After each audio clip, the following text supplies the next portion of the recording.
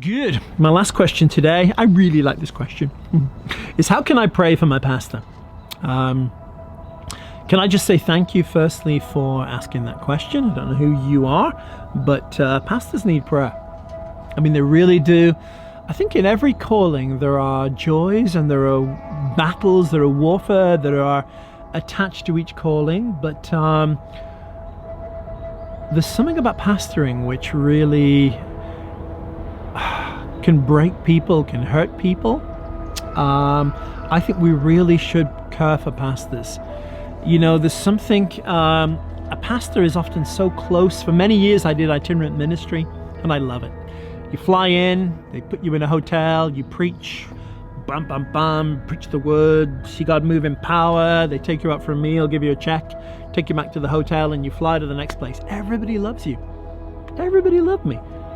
I think in years of itinerant ministry, I never really had, I think maybe once I had a problem with some weird people, but very, very easy. I tell you, as being a pastor though, how can you pray for your pastor? Most pastors have their hearts broken on a regular basis.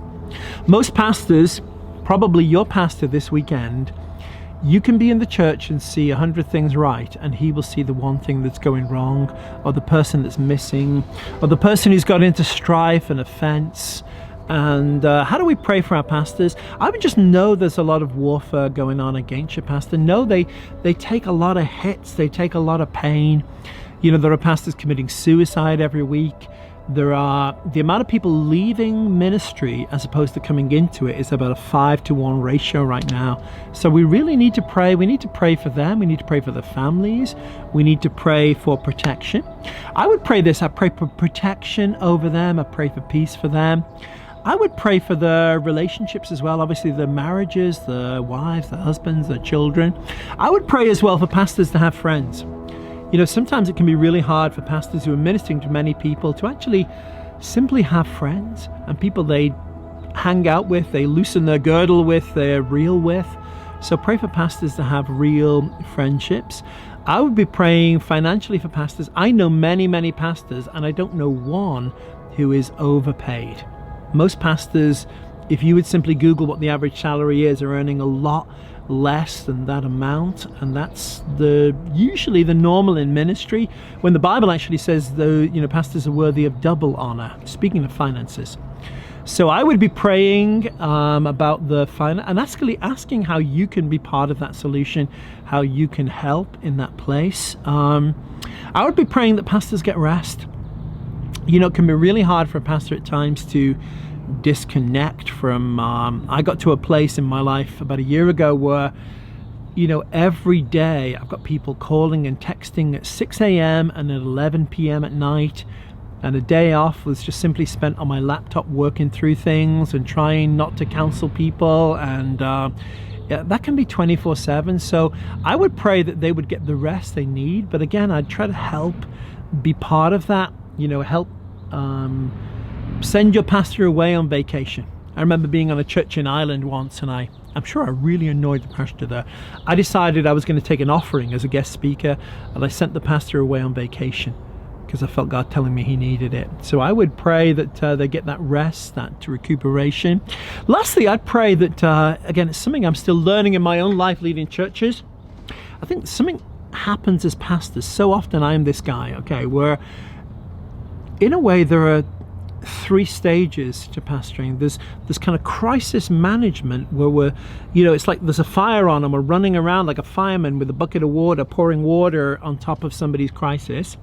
There's often simply the normal workload of preparing sermons, of leading, of paying bills, of moving a congregation forward, simply the bread and butter pieces there. And then lastly, there's that the vision, the projection of God's plans and dreams and purposes for the future.